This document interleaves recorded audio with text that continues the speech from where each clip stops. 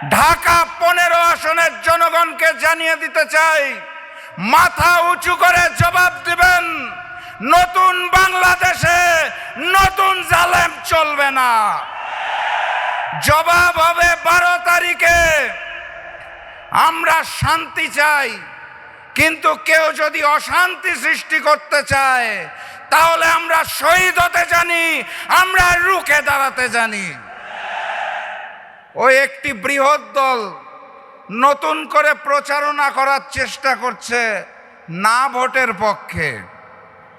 আপনারা তাদেরকে জানিয়ে দিবেন, যারা পাথর দিয়ে মানুষ হত্যা করে তাদের জন্য না, যারা চাঁদাবাজি করে তাদের জন্য না, যারা নতুন স্বৈরাচার তাদের জন্য না, আগামীর বাংলাদেশের জন্য আমরা সবাই হাঁ।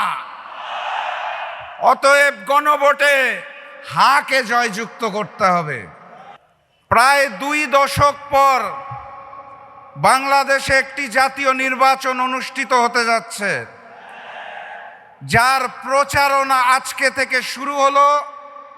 জুলাই গণঅভ্যুত্থানের হাজারো শহীদের রক্তের বিনিময়ে আমরা আজকের দিনটা পেয়েছি, বলেন আলহামদুলিল্লাহ। আজকে এখানে আমাদের অত্যন্ত আনন্দ ঘন পরিবেশে, উৎসব মুখর পরিবেশে প্রচারণা করার কথা ছিল, সেটা হচ্ছে।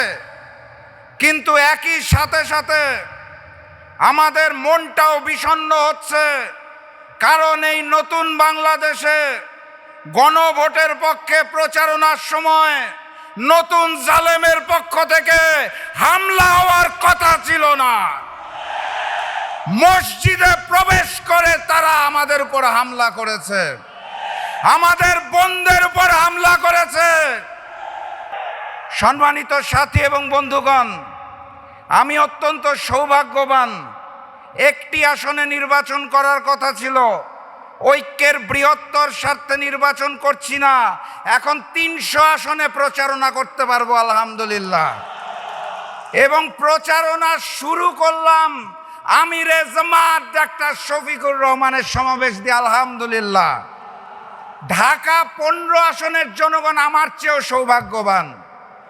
কারণ কি, বাংলাদেশের 300 আসনের 299টা আসনে জনগণ ভোট দিবে আগামীর এমপি বানানোর জন্য। ঢাকা 15 আসনের জনগণ ভোট দিবে বাংলাদেশের আগামী প্রধানমন্ত্রী নির্বাচন করার জন্য। আপনারা এমপি নির্বাচন করবেন না, আপনারা প্রধানমন্ত্রী নির্বাচন করবেন ইনশাআল্লাহ। কথাবার্তা পরিষ্কার। ডাক্তার শফিকুর রহমান বলে দিয়েছে ঐক্যবদ্ধ বাংলাদেশ। আমরা সেই ঐক্যবদ্ধ বাংলাদেশ, আমরাই বাংলাদেশ, বাম বিএনপি বনাম ঐক্যবদ্ধ বাংলাদেশ।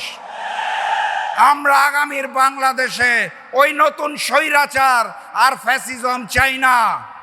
আমরা আগামীর বাংলাদেশে ভারতীয় আধিপত্যবাদ চাই না। অতএব বাম বিএনপিকে না বলুন, গণভোটে হা বলুন, 10 দলের প্রতীকে হা বলুন। আবারও দেখা হবে, আবারও কথা হবে ইনশাল্লাহ। সারা দেশ সফর করব এবং সবাই মিলে ইনশাল্লাহ আগামীর বাংলাদেশ গড়ে তুলব। বিজয়ের পথে যাত্রা শুরু, জীবন অথবা মৃত্যু। আসসালামু আলাইকুম।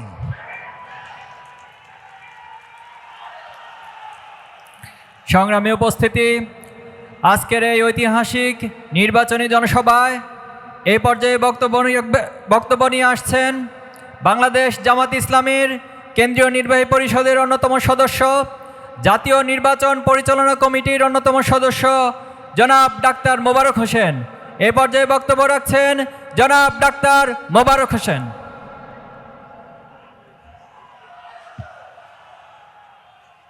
বিসমিল্লাহির রহমানির রহিম। আলহামদুলিল্লাহি রাব্বিল আলামিন। আজকের এই নির্বাচনী ট্রেনের প্রথম সমাবেশের সম্মানিত প্রধান অতিথি, মানবিক বাংলাদেশ গড়ার কারিগর, বাংলাদেশকে দুর্নীতিবিহীন একটি বাংলাদেশ গড়ার কারিগর এবং এই 15 আসনকে জঞ্জাল মুক্ত করার কারিগর জনাব ডাক্তার শফিকুর রহমান, সম্মানিত জাতীয় নেতৃবৃন্দ, 15 আসনের সম্মানিত ভাইরা, আসসালামু আলাইকুম ওয়া রাহমাতুল্লাহি ওয়া বারাকাতুহু। রাশেদ প্রধান বক্তৃতা দেওয়ার পরে তার চেয়ে গলা উঁচা বক্তা না হলে পরে আপনারা যারা সামনে বসে আছেন তাদের মনের খোরাক হবে না।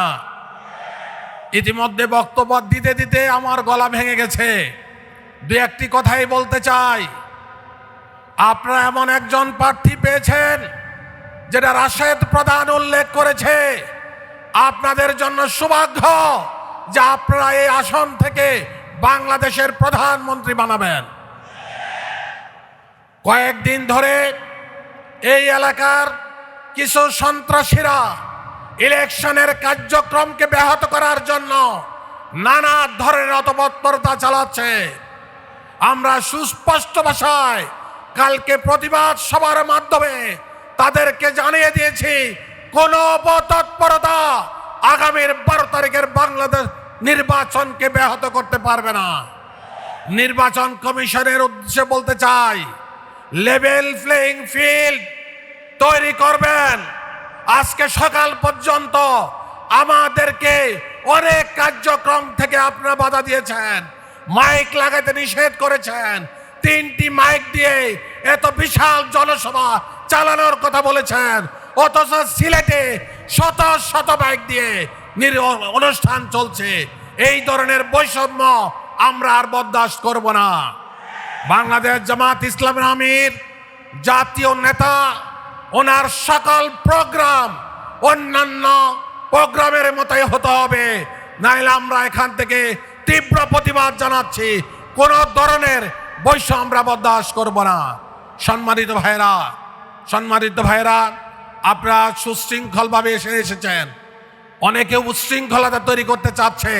আমরা আগামী 12 তারিখ পর্যন্ত আমরা ধৈর্য সহকারে সকল শক্তির মোকাবিলা করব ইনশাআল্লাহ।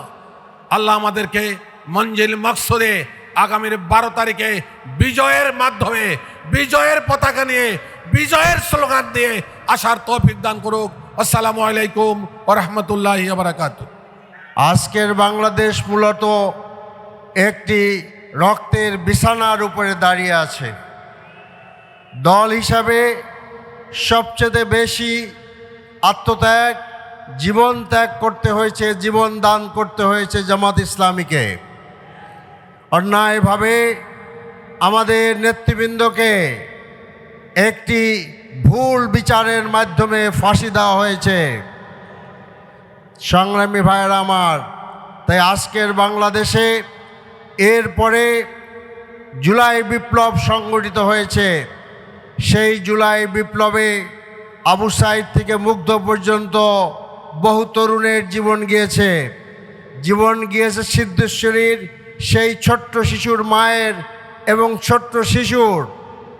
আজকে জাতিসংঘই বলেছে প্রায় 1400 লোক এই যুদ্ধে জুলাই আন্দোলনে শহীদ হয়েছেন, যার সংখ্যা আরও অনেক বেশি হবে। 35,000-এর উপরে লোকরা আহত হয়েছে। কেউ তার পা হারিয়েছে, কেউ হাত হারিয়েছে, কেউ চোখ হারিয়েছে। এই সকল কিছুর বিনিময়ে তারা একটি সুন্দর বাংলাদেশ চেয়েছে। তাই আজকে যারা বাংলাদেশ বিনির্মাণের স্বপ্ন দেখেন, তাদের একটি মাত্র দায়িত্ব একটি নতুন বাংলাদেশ গড়ে তোলা। আমরা যদি আবার সেই স্বৈর শাসনে ফিরে যাই, আবার যদি সেই একটি নষ্ট বাংলাদেশের দিকে আমরা অগ্রসর হই, তাহলে আমাদের আত্মত্যাগ, আত্মদান বৃথায় চলে যাবে।